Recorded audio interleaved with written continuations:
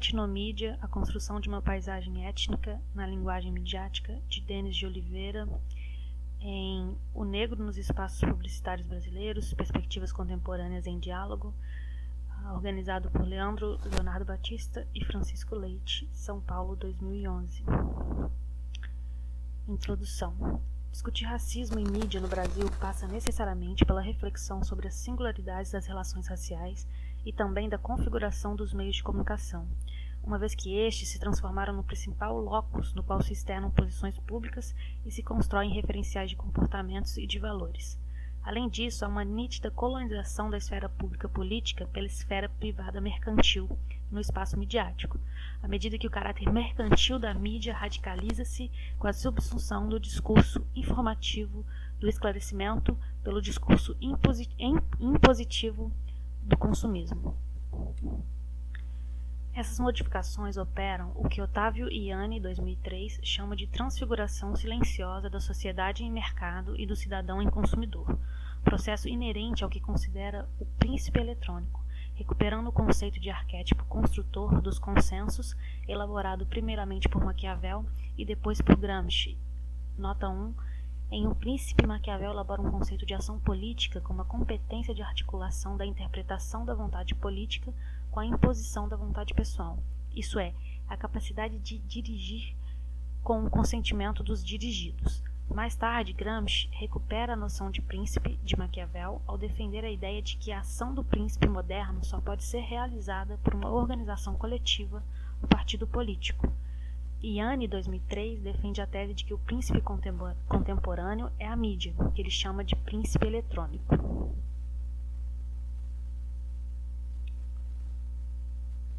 Entretanto, diferentemente do condottiere de Maquiavel ou do partido político de Gramsci, o príncipe eletrônico constrói também a fortuna, isso é, o cenário no qual vai atuar à medida que as referências de mundo em que os sujeitos baseiam-se para construir sua atuação são também oferecidas pela mídia. Em 1922, o pensador norte-americano Walter Lippmann, 2008, página 38, escreveu que, citação, teremos que presumir que o que cada homem faz está baseado não em conhecimento direto e determinado, mas em imagens feitas por ele mesmo ou transmitidas a ele. Se o seu atlas lhe diz que o mundo é plano, ele não navegará próximo ao que imagina ser o limite do nosso planeta, com medo de despencar. Se seu mapa inclui a fonte da eterna juventude, um Ponte de León irá buscá-la. Se alguém cavoca na poeira amarela que parece ouro, por um tempo agirá exatamente como se o ouro tivesse encontrado.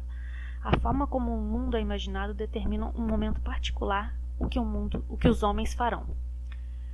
Em um mundo conectado por grandes corporações midiáticas e pela presença cada vez maior dessa indústria da mídia, é de relevância discutir os métodos empregados para a construção dessas imagens transmitidas aos cidadãos, que atuam na construção do que Lippmann, 2008, chama de pseudo-ambiente, isso é, abre aspas, um composto híbrido de natureza humana e condições, fecha aspas, página 37.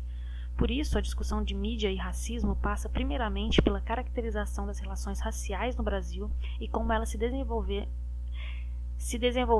foram se desenvolvendo na construção da República Brasileira, enfocando principalmente o processo de abolição da escravidão, a consolidação de uma tipologia de racismo singular da realidade brasileira e a configuração da indústria midiática. Analisamos neste artigo os produtos midiáticos que atuam para públicos segmentados. Tais publicações transformam em notícias estilos de vida e de comportamento, tangenciando atitudes consumistas, razão pela qual o discurso jornalístico e o publicitário praticamente confundem-se. Para tanto, a análise foi realizada nos periódicos Nova, Playboy, Veja, Vogue e Atrevida, no ano de 2010, e para efeitos de comparação, foi realizada uma pesquisa quantitativa em publicações similares nos Estados Unidos da América, no mesmo ano.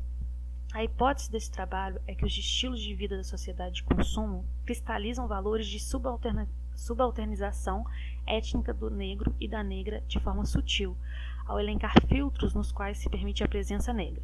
Tais filtros, primeiramente, minorizam barbaramente a presença de negros na mídia e, em segundo lugar, segregam simbolicamente os poucos negros em determinados espaços, cujos valores reforçam estereotipias.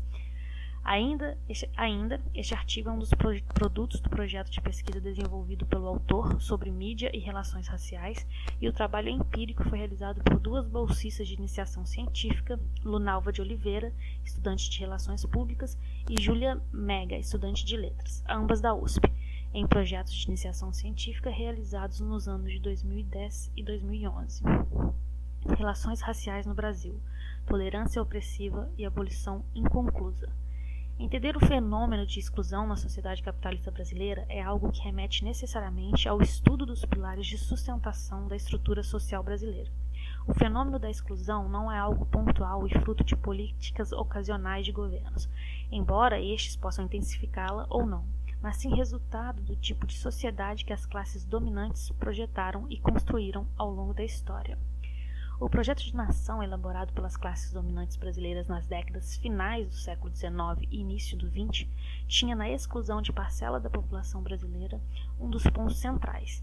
Se algum resquício do passado colonial e escravista ficou presente no projeto republicano de nação, foi justamente a acumulação de capital de modo predatório, sendo que chamamos de acumulação de modo predatório essa forma de o capital reproduzir-se via, principalmente, a superexploração da mão de obra.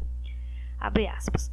No centro do projeto republicano de inspiração liberal estão a grande propriedade agrícola, a diversificação da aplicação do capital e a formação do mercado de trabalho com o imigrante europeu. Fecha aspas, afirma Bresciani, em 1993, página 124. A necessidade de se formar uma elite local que conduzisse o país a um desenvolvimento firme e linear, rompendo com o atraso que era acreditado às características étnicas da população, levou todo o projeto republicano de nação de então ao racismo praticado contra o próprio povo brasileiro. Em outras palavras, a elite seria a regeneradora de um país atrasado, não por fatores políticos ou de uma estrutura social arcaica, mas sim pelas características do seu povo. Essa ideia teve consequências drásticas. Os regeneradores do rebanho brasileiro introjetaram práticas racistas e discriminatórias em todo o tecido social do país e praticamente excluíram a maioria da população dos direitos mínimos de cidadania e de bem-estar social. Além disso, os projetos políticos que sinalizavam para a constituição de um estado de bem-estar social, protagonizados pelos movimentos sociais e populares e agremiações partidárias de esquerda, foram duramente reprimidos. Por essa razão, o projeto regenerador republicano nunca vislumbrou a constituição mínima de uma sociedade civil independente do Estado, ainda que nos moldes clássicos do liberalismo.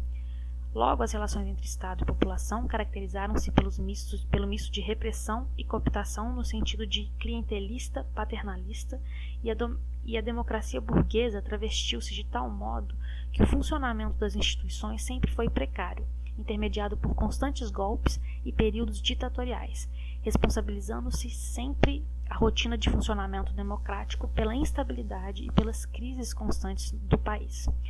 A ideia da incapacidade do povo brasileiro em se auto-organizar e definir rumos próprios para sua nação foi fundamentada com base no racismo, ou seja, o mesmo racismo que legitimou e justificou socialmente a brutalidade da escravidão, serviu para legitimar e justificar o autoritarismo das elites brasileiras na sociedade republicana e de mão de obra assalariada. Assim, o Estado foi privatizado pelas elites e o sentido de coisa pública deixou de existir na sua acepção estrita do termo. Nesse contexto, grupos revezavam-se no poder, na ocupação de cargos e nas negociatas com dinheiro público, e os mecanismos institucionais de controle pouco funcionavam. Por isso, no desequilíbrio entre os três poderes republicanos, o poder executivo sobressaiu-se em detrimento do legislativo, uma vez que este era o que mais se aproximava de um espaço público, por apresentar espaços e possibilidades maiores de representação de correntes de pensamento, apesar de estar corroído pelos vícios de autoritarismo e práticas políticas corruptas que dominavam o cenário nacional. Mas o mais sério de tudo isso é o tipo de sociedade que se construiu ao longo dos anos. Uma sociedade que exclui sistematicamente parcela significativa da população, isso é, a parcela descendente dos africanos escravizados no período colonial, que em nenhum momento da história contou com políticas públicas de inserção no Estatuto da Cidadania. Pelo contrário, conforme já vimos, o projeto republicano das elites concebia que o lugar de classe trabalhadora organizada como tal no capitalismo caberia ao imigrante europeu, que, citação Bresciani, 1993, página 125, cumpre nos projetos republicanos a função de referência para a elaboração de imagem idealizada do homem enquanto trabalhador e cidadão. Essa estratégia tem seu respaldo mais abrangente na intenção de acelerar o progresso e assegurar a caminhada no sentido da civilização. Mais tarde, após 1889, o governo republicano assume a tarefa de fazer com que esse modelo idealizado coincida com a presença efetiva do imigrante e de suas aspirações. Fim da citação. Este foi o resultado da passagem de um sistema econômico sustentado pelo escravismo para um sistema capitalista, porém dependente e voltado para o atendimento das demandas externas. Nesse sentido, esse capitalismo dependente reforçou uma posição já ocupada pelo país quando colônia e sustentada pelo sistema escravista. Sobre isso, Nelson Werneck Sodré, 2005, página 80, escreve que, abre aspas, o escravismo foi o elemento fundamental no processo de fluxo de renda para o exterior, que foi o traço mais claro da exploração colonial. Fecha aspas. Mas o autor vai além e afirma com muita propriedade que, citação Sodré 2005, página 80, que o longo predomínio do escravismo respondeu pela degradação física e moral da população trabalhadora, face à sua selvagem exploração, como pela estagnação de técnicas de produção, com a utilização apenas de instrumentos de trabalho os mais primitivos. Fim da citação. É importante ressaltar que essa herança do escravismo e do período colonial e imperial não encontrou no projeto republicano das elites nenhuma resposta que corrigisse os rumos do capitalismo brasileiro. Por essa razão, ao cristalizar esses resquícios do período escravista, o capitalismo no Brasil nasceu com uma face extremamente conservadora e retrógrada, que encontrou na associação de forma dependente ao capitalismo mundial a única via de, entre aspas, desenvolvimento enquanto sistema. Por isso, dependência, crise social, autoritarismo, racismo e acumulação predatória são pilares de sustentação de um sistema econômico que já nasceu arcaico no país. A formação do capitalismo pressupõe que haja uma acumulação de riquezas que se transforma em capital e que haja uma acumulação da força de trabalho separada dos meios de produção, a mão de obra assalariada. A acumulação de riquezas que permitiu que essas se constituíssem em capital foi obtida via a superexploração da mão de obra escrava e também via relações de caráter mercantil com as potências econômicas mundiais da época, em especial a Inglaterra. Percebe-se então que a associação dependente e a superexploração foram fatores fundamentais para o tipo de acumulação primitiva de riquezas que possibilitou a edificação do capitalismo no Brasil. Esses dois fatores complementam-se à medida que o atendimento às demandas externas prioritariamente torna desnecessária a constituição de um mercado interno de certa monta, o que demandaria uma acumulação menos predatória e a garantia de condições mínimas de consumo por parte da classe trabalhadora. Ora, o escravismo não permite, pela sua própria razão de ser, a sustentação de um sistema produtivo voltado prioritariamente para a demanda interna. Logo, a ruptura com o capitalismo central seria a condição fundamental para se pensar em um sistema produtivo que atendesse primeiramente ao povo brasileiro, ou seja, um sistema autossustentável, mas isso não ocorreu. Pelo contrário, ao disseminar a ideia de incapacidade do povo brasileiro ser dono do seu próprio destino, as elites brasileiras justificavam a manutenção da dependência externa como única forma de desenvolver o país. Onde entra o racismo nisso tudo? O racismo foi um mecanismo ideológico que serviu para legitimar socialmente essa ascensão da burguesia ao poder dentro de uma perspectiva arcaica. É aqui que entra uma singularidade da formação do capitalismo brasileiro. A classe que ascende ao poder, a burguesia, legitima-se socialmente utilizando o mesmo mecanismo ideológico que legitimava o sistema anterior, o escravismo, e o poder das classes dos senhores de escravos. Por isso que a Revolução Burguesa, entre aspas, brasileira foi conservadora. Manteve intactas estruturas e práticas sociais do sistema escravista e consubstanciou-se de forma transitória e não por uma ruptura com o modelo antigo. O sociólogo Clóvis Moura, 1994, descreve o período de transição da mão de obra escrava para a mão de obra assalariada como a fase do escravismo tardio, que, segundo ele, abre aspas, chamamos de escravismo tardio o período em que relações capitalistas desenvolveram-se no seio da sociedade escravista, pondo em xeque o regime anterior e criando bases para um novo modelo de produção. Fecha aspas, página 125. Foi justamente nesse período, que se inicia em 1850, que se criaram as bases para que a acumulação de riquezas no país transformasse-se em capital. Ainda, a Lei Eusébio de Queiroz, promulgada nesse ano, proibiu o tráfico de escravos, de modo que os recursos utilizados no tráfico foram redirecionados para outros investimentos, entre eles a criação de uma infraestrutura no país que permitisse certo desenvolvimento econômico. Exemplo, ferrovias, transportes, estradas, serviços públicos urbanos. Além disso, houve uma pequena diversificação dos investimentos que deixaram de ser exclusivamente voltados para a expansão das lavouras e se direcionaram para o nascedouro das indústrias. O Barão de Mauá foi o maior exemplo dessa fase nascente da indústria brasileira. Outra mudança, inclusive de caráter simbólico, foi a transformação da terra em propriedade privada pela Lei de Terras, também de 1850.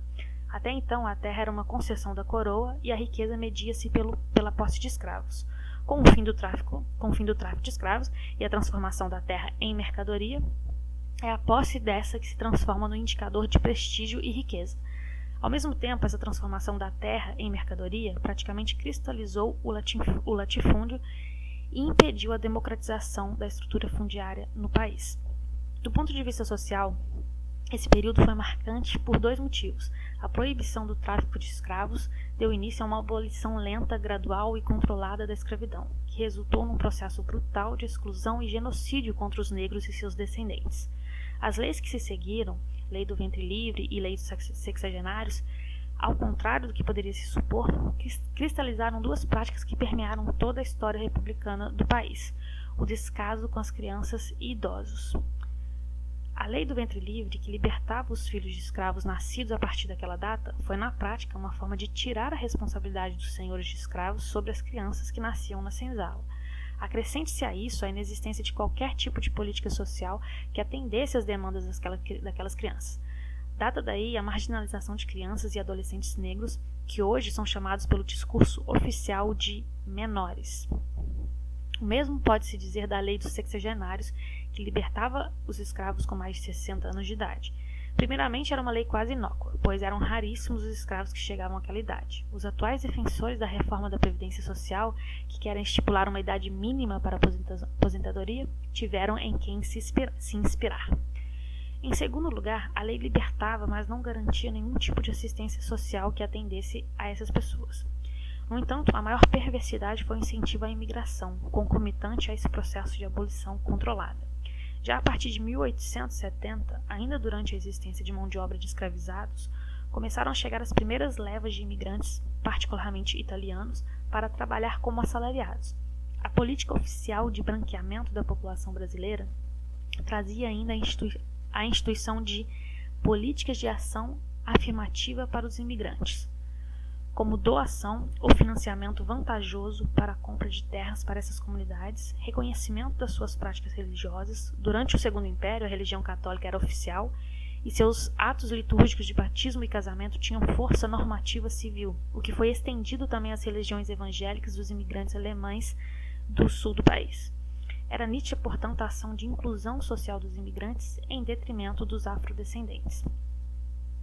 O aparato ideológico para esse projeto foi disseminado por várias instituições de pesquisa, o que demonstra que houve um empenho de parcela da intelectualidade brasileira para sua elaboração.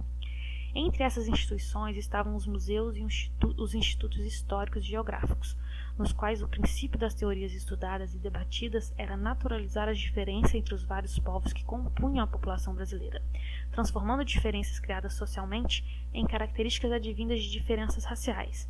Assim, a negação do trabalho assalariado ao ex-escravo era justificada por uma incapacidade natural deste em adaptar-se a um regime moderno, que seria o trabalho assalariado. Schwartz, 1993, página 88.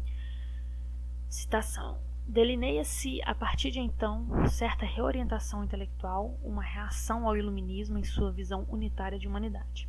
Tratava-se de uma investida contra os pressupostos igualitários das revoluções burguesas, cujo novo suporte intelectual concentrava-se na ideia de raça, que em tal contexto cada vez mais se aproximava da noção de povo.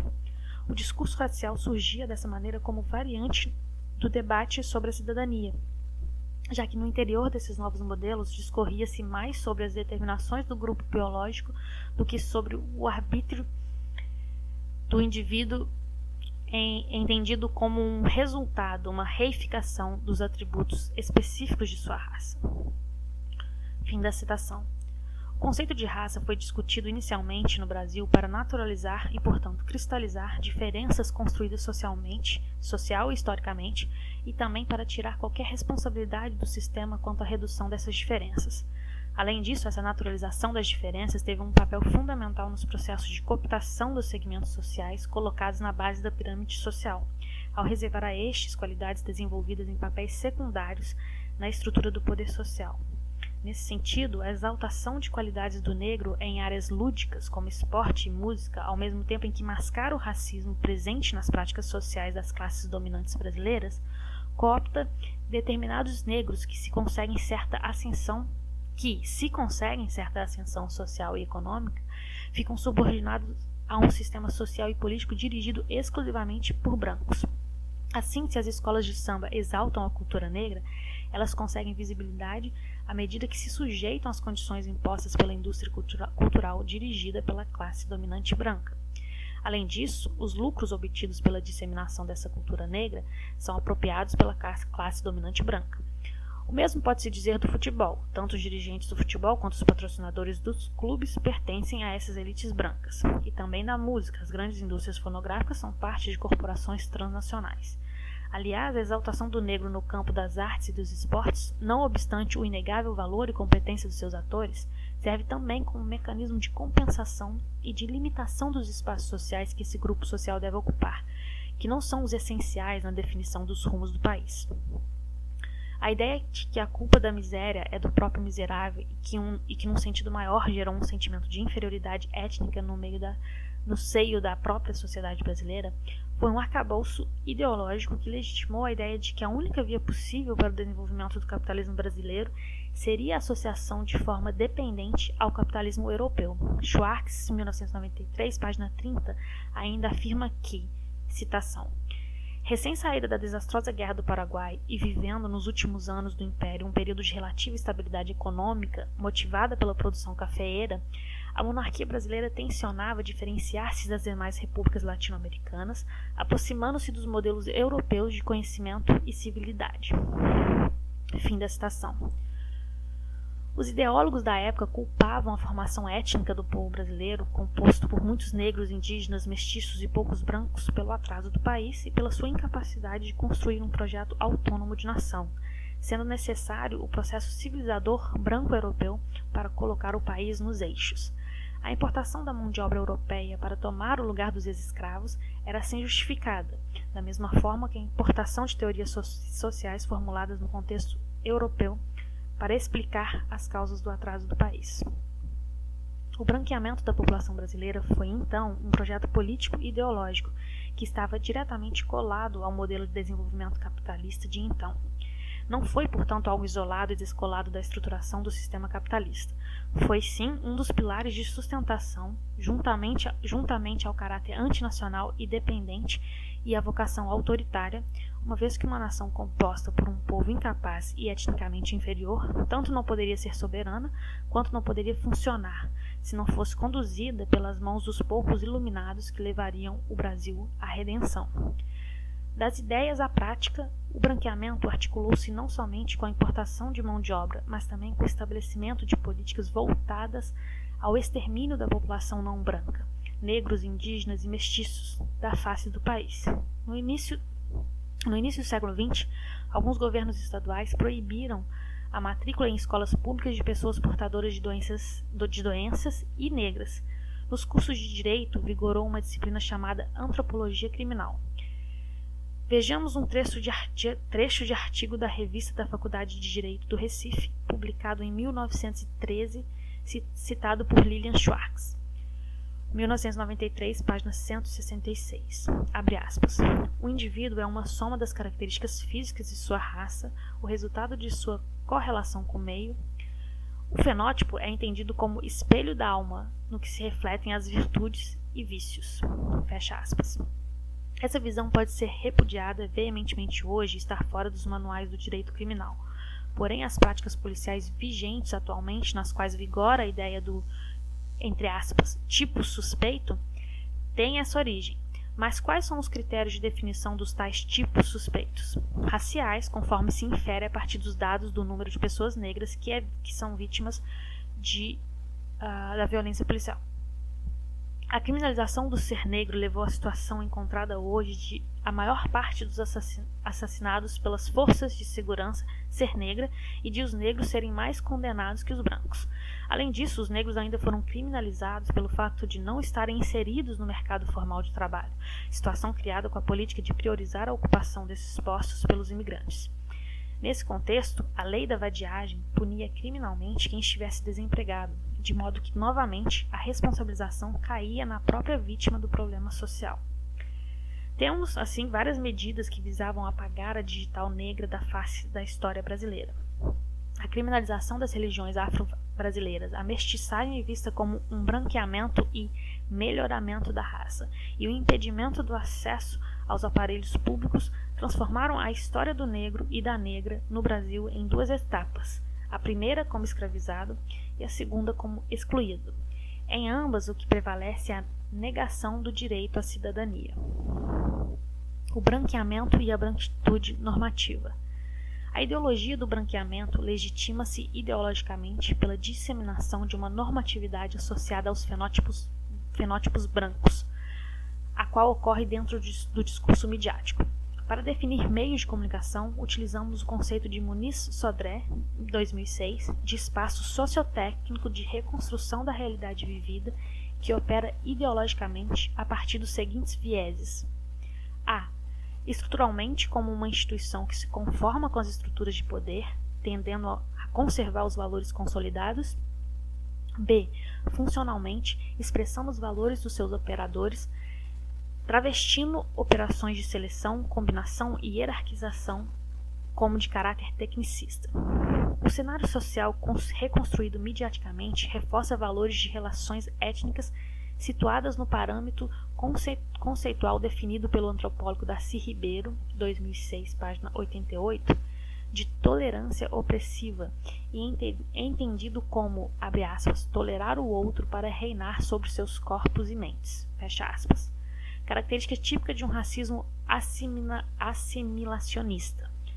A esse respeito, afirmamos que, citação de Oliveira, 2008, página 74, a tolerância opressiva explica um processo de dominação que, ao mesmo tempo, convive lado a lado com o diferente, porém tal convivência não é fruto de um respeito à diversidade, mas sim tem o objetivo de oprimir constantemente o outro. A existência do outro em condições permanentemente inferiores, subalternas, reforça e legitima a supremacia do outro. Dessa forma, o elemento fundante para o exercício da tolerância opressiva é de caráter ideológico. É necessário constituir discursos ideológicos de caracterização específica dos grupos étnicos que justifiquem a supremacia de um sobre o outro. Se a segregação não existe legalmente do ponto de vista territorial, ela existe no plano simbólico, que também tem consequências materiais e de quebra territoriais. Fim da citação. Conforme vimos no início deste artigo, a presença negra no cenário social brasileiro sempre causou incômodos, mesmo no projeto liberal republicano, o que é de vital importância, pois a atividade jornalística praticamente se confunde com a aventura da modernidade e, por consequente, da construção da democracia liberal. Assim, os valores democráticos e de liberdade de expressão intrínsecos à atividade midiática no Brasil travestem-se dos incômodos com a presença dos afrodescendentes. Por isso, a reconstrução social operada pela indústria midiática brasileira opera dentro desses parâmetros de desconfortos com a presença negra, resolvendo-os a partir de mecanismos discriminatórios, não necessariamente explícitos ou segregacionistas, mas de tolerância opressiva. A dimensão da opressão ocorre, portanto, no reforço da branquitude normativa, na eleição do paradigma estético e formal branco como referencial, sendo os demais que se afastam dele desviantes. Outro aspecto importante a ser considerado nessa ação da mídia é o seu caráter contemporâneo de atuação como príncipe eletrônico. Esse conceito, proposto por Otávio Ianni, em 2003, aponta para uma situação muito particular da mídia nos tempos de hoje, a de transfigurar silenciosamente a sociedade em mercado, a ideologia em mercadoria e o cidadão em consumidor. Ora, uma indústria midiática já formada dentro de um paradigma republicano marcado pela exclusão e pelo racismo, ao se conformar com uma ordem em que os valores liberais são paulatinamente colonizados por valores da esfera mercantil privada, tem consequências ainda mais impactantes para a discussão do racismo dentro de uma perspectiva de superação política, sendo as hierarquias raciais historicamente construídas naturalizadas dentro de paradigmas mercadológicos que se apresentam como técnicos e neutros. Diante disso, realizamos uma análise quantitativa e qualitativa de periódicos impressos segmentados, publicações tematizadas ou destinadas a públicos com interesses específicos, que pela sua natureza, ao venderem estilos comportamentais e de vida, aproximam sobremaneira o discurso jornalístico do discurso publicitário, pois o fato noticiado coaduna-se com comportamentos de consumo. A análise foi realizada no ano de 2010 com as seguintes revistas: Playboy, Nova, Atrevida e Veja, sendo que para efeitos de comparação foram analisadas, no aspecto quantitativo, publicações norte-americanas congêneres, Seventeen, Playboy dos Estados Unidos, Cosmopolitan e Time. Análise do material. Análise quantitativa. Nota 2. A pesquisa quantitativa no Brasil e nos Estados Unidos foi realizada em 2010 pela bolsista Lunalva de Oliveira em projeto de iniciação científica sob a orientação do autor deste artigo. Para efeitos de análise quantitativa, foram medidos a presença de negros e negras em imagens de matérias jornalísticas e propagandas, textos que tratem de personagens negras, entre outros. O espaço destinado foi comparado ao total de espaço oferecido pela revista e com isso foram calculados os percentuais por trimestre, tendo em vista as diferentes periodicidades de cada revista. Essa operação foi realizada com os periódicos selecionados no Brasil e nos Estados Unidos no ano de 2010, chegando-se ao resultado demonstrado no gráfico 1. Gráfico 1, aparição de afrodescendentes nas revistas de 2010. Na Atrevida, de janeiro a dezembro, varia entre 0 e bem menos que 10. Na Seventeen, de 0 a pouco menos que 10. Na Veja, de 0 a pouco menos que 10. Na Time, de 0 a 20. Na Raça, de 0 a pouco mais que 70. Na Ebony, de 0 a pouco mais de 60. Na Nova, de 0 a menos que 10. Na Cosmopolitan, de 0 a menos que 10. Na Playboy do Brasil, 0 a menos que 10. E na Playboy dos Estados Unidos, também de 0 a menos que 10. O que se percebe é que, exceto as revistas segmentadas direcionadas especificamente aos afrodescendentes, a presença de negros na mídia dos Estados Unidos é ligeiramente maior que no Brasil. A média do Brasil, excetuando-se as revistas étnicas, é de 8,7%, contra quase 9% dos Estados Unidos. A diferença seria insignificante não fosse pelo detalhe que a população negra no Brasil é, segundo dados do IBGE, superior a 50%, contra 15% nos Estados Unidos. A distorção, portanto, no Brasil é muito maior que nos Estados Unidos.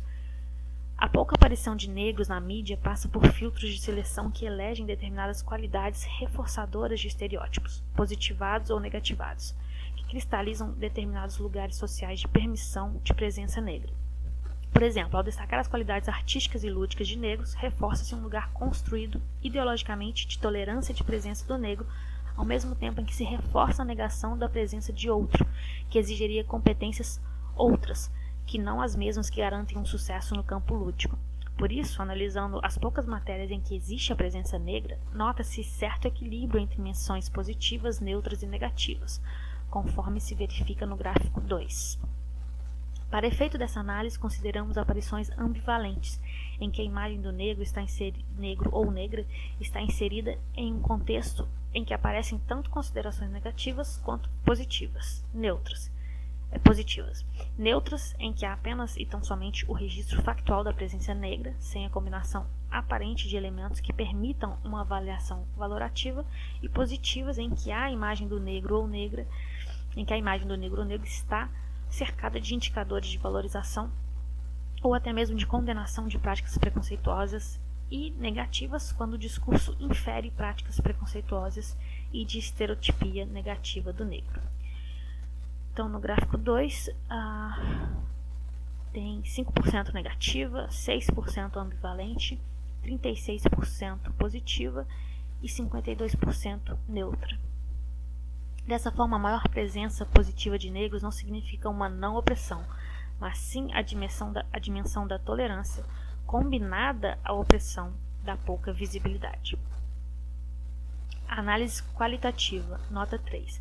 A análise qualitativa foi realizada em conjunto com a bolsista Julia Mega, em projeto de iniciação científica realizado em 2010 e 2011.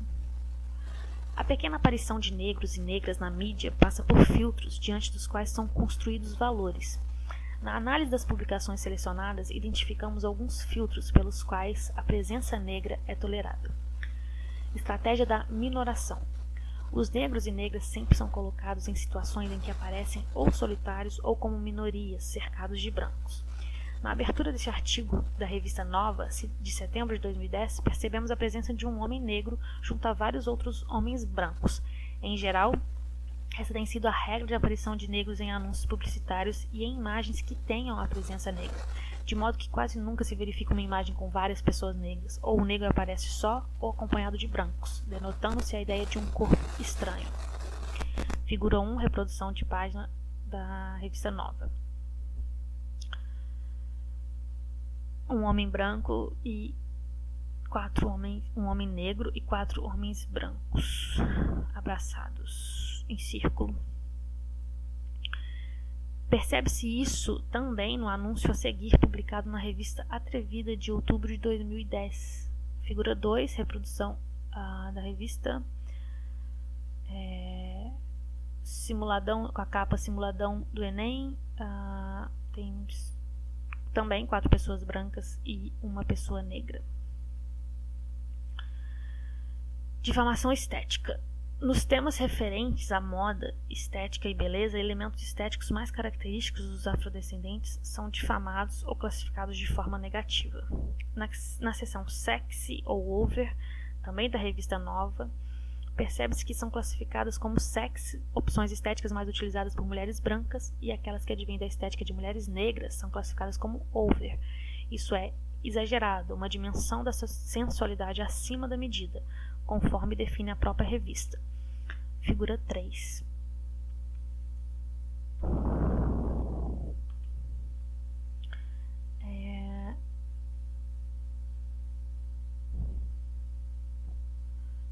Bom, aí tem a capa e as comparações, mas está ilegível. Nessa mesma edição da revista Nova, de junho de 2010, a primeira imagem de uma mulher dentro da coluna over é uma mulher com pele mais escura. Logo a seguir, aparece uma mulher branca, mas usando dreadlocks, tipo de penteado oriundo dos negros rastafaris. Vejamos outra edição da mesma revista do mês de maio de 2010. Figura 4. Aí, reprodução de página. Nesse também não está legível. Neste artigo verificam-se 2 informações eivadas de caráter preconceituoso. Primeiramente, a referência ao cabelo da cantora negra Rihanna como over, portanto classificando a imagem de uma celebridade negra como acima do limite desejável da sensualidade, e também o tererê típico de trança muito utilizado por meninas negras. Objetificação radicalizada da mulher negra. A mídia objetifica a mulher ao colocá-la dentro da perspectiva de um objeto de consumo. Daí a sua forte presença imagética nos meios de comunicação como participante de um pacote de venda de sonhos. As publicações masculinas, principalmente aquelas com viés erótico, trabalham nessa perspectiva. Entretanto, não é este o objeto de discussão do artigo, mas o seu ponto de partida para apontar que, no caso específico da mulher negra, há uma radicalização da sua objetificação. Nas poucas vezes em que modelos negras posam para a revista Playboy, é ressaltando o caráter de puro objeto sexual, acima inclusive das suas qualidades profissionais. No caso de mulheres brancas, o discurso da Playboy inverte. A nudez das mulheres vai no sentido de revelar uma face oculta de uma mulher que se estabeleceu como celebridade por atributos outros, em geral como atriz de telenovela da Globo. No caso da mulher negra, o fato de ela ser atriz aparece como um plus, uma cereja do bolo, pois o que se ressalta nela é o fato de ser uma mulher gostosa, resgatando a ideia da mulata. Vejamos o texto de apresentação do ensaio da atriz negra Juliana Alves, de autoria de Anselmo Góes, publicado na revista Playboy de outubro de 2009. Figura 5, reprodução da capa da Playboy com a Juliana Alves. O texto da Playboy 2009, página 27, com um grifo em ainda por cima, feito pelo autor. Juliana Alves, 27 anos, lindeza em forma de mulher, é produto da evolução da espécie. É o final feliz de uma história que começou há exatos 500 anos, quando o navegante português Diogo Álvares Correia, o Caramuru, naufragou na costa baiana e se casou com a índia Catarina Paraguaçu, dando início ao processo de miscigenação entre raças no Brasil. A raça foi enobrecida entre os séculos XVI e XIX com a chegada dos africanos. Mistura pra cá, mistura pra lá, produziu essa super mulata cheia de graça, que, ainda por cima, é atriz, bailarina, estudou psicologia na UERJ e militou na ONG crioula. Benza a Deus. Grifo do autor em ainda por cima. Fim da citação. O texto folcloriza e despolitiza o processo histórico das relações raciais, minimiza a trajetória artística e intelectual da atriz Juliana Alves e a classifica como uma supermulata. Isso em se tratando de uma atriz de relativo sucesso na maior emissora de televisão do Brasil. Radicalizando ainda mais a objetificação, a bundalização.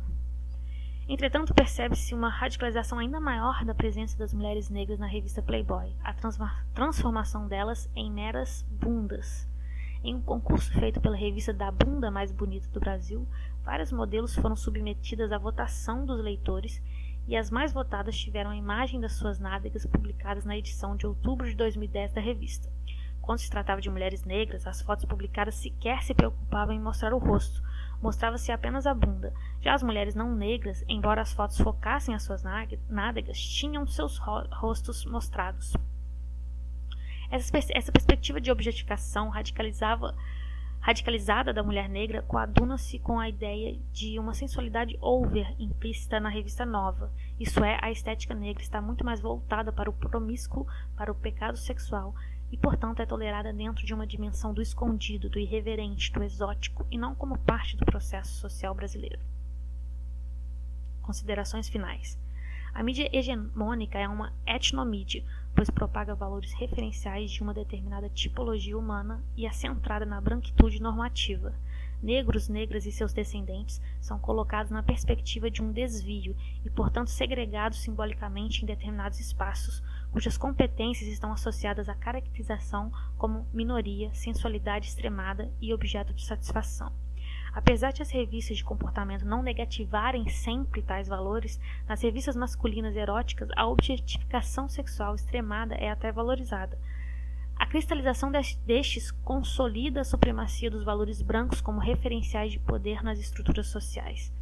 Concedendo um espaço insignificante para os afrodescendentes, inferior até mesmo aos dos Estados Unidos, país com percentual de negros 3 vezes inferior ao do Brasil, a mídia cria uma paisagem estética branca, com pinceladas de participação negra em determinadas situações, nas quais o negro sempre aparece como algo exótico e voltado para a satisfação da curiosidade ou do desejo sexual diferente. Colocada nesses termos, a sociedade de consumo construída pela mídia permite a pequena participação de negros e negras como objetos de consumo, sexuais ou folclóricos. Assim, a transfiguração de que fala Yanni, 2003, da sociedade em mercado não transforma o cidadão negro em consumidor negro. isso está reservado ao branco, mas sim em objeto de consumo. Este é o lugar do negro na sociedade de consumo, na reconstrução social operada pela mídia. Diante disso, as pequenas concessões de espaço aos negros e negras nas revistas segmentadas não significam uma redução do preconceito racial, mas sim um deslocamento deste, com a criação de bantustões simbólicos formatados por processos de objetificação. Referências: M.S. Bresciani, O Cidadão da República, Positivismo versus Liberalismo, página 13 a 27.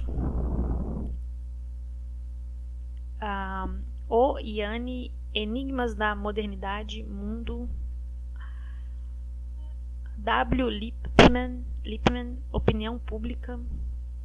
C. Moura, Dialética Radical do Brasil Negro. Denis Oliveira, Racismo Mediatizado e Mecanismos de Tolerância Opressiva. Revista Atrevida, Revista Nova, de 2010. Revista Playboy, de 2009 e 2010. D. Ribeiro, O Povo Brasileiro. L. Schwartz, O Espetáculo das Raças. M. Sodré, Sociedade, Mídia e Violência. E N. W. Sodré, Capitalismo e Revolução Burguesa no Brasil.